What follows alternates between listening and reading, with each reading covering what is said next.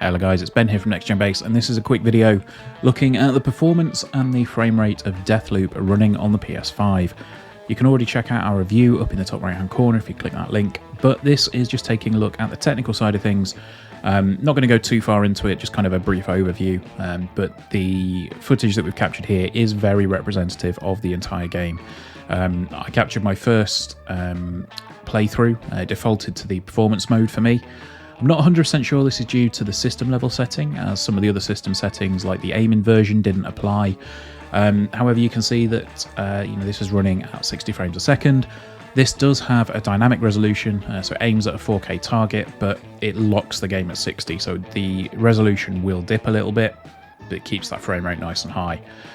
There were only a couple of instances where the frame rate dropped, but these appear to have been anomalies, as since the game's received its day one patch, I've not noticed a single instance of this happening.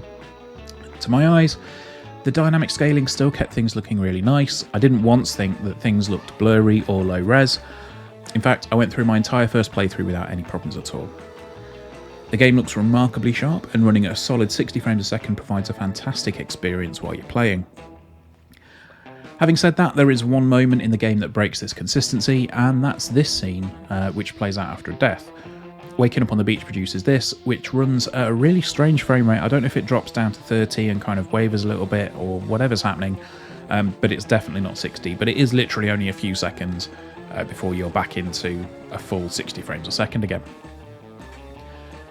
Next up is the Fidelity mode. This aims for a more solid 4K presentation at cost to the consistency of the frame rate. As you can see here, the lowest sustained frame rate that the game hits is around 45 frames a second, although it does dip a little bit below that, but it does make for a somewhat inconsistent experience. YouTube compression won't do the resolution any favours here, but from a personal point of view, any resolution differences between Fidelity and performance modes are so minimal, it's not really worth the trade-off between that and a smooth gameplay experience that a solid 60 frames a second can bring. With VRR supposedly earmarked for a December release on Sony's console, however, this might bring some benefits if you're fortunate enough to have a display that supports the technology, as we've seen it be a literal game changer for smoothing out frame rates on the Xbox Series X. However, I think there's going to be a little bit of controversy that's going to stem from this next mode. There was a bit of news a few months ago about the Deathloop store page claiming that the game will run with ray trace shadows and ambient occlusion at 4K 60. However, this isn't the case. Going into the settings gives you an explicit message that the ray trace mode will run at 30 frames a second and attempts to get to native 4K. The good news is that it doesn't budge from that 30 frames a second target, but it's a little disappointing to see after the claims made on the store. The differences that ray tracing make are pretty minimal, with subtle differences to the lighting being the primary focus.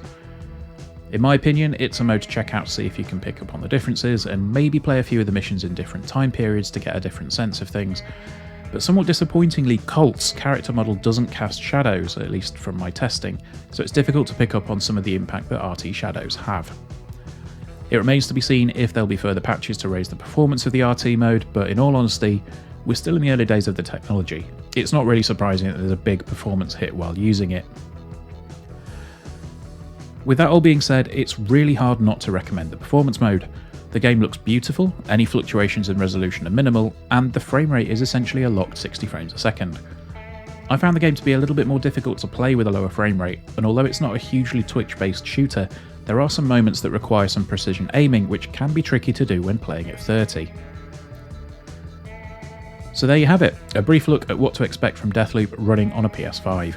We don't have access to the PC version at this time, but I imagine it'll have all the relevant customization options that you'd want to see.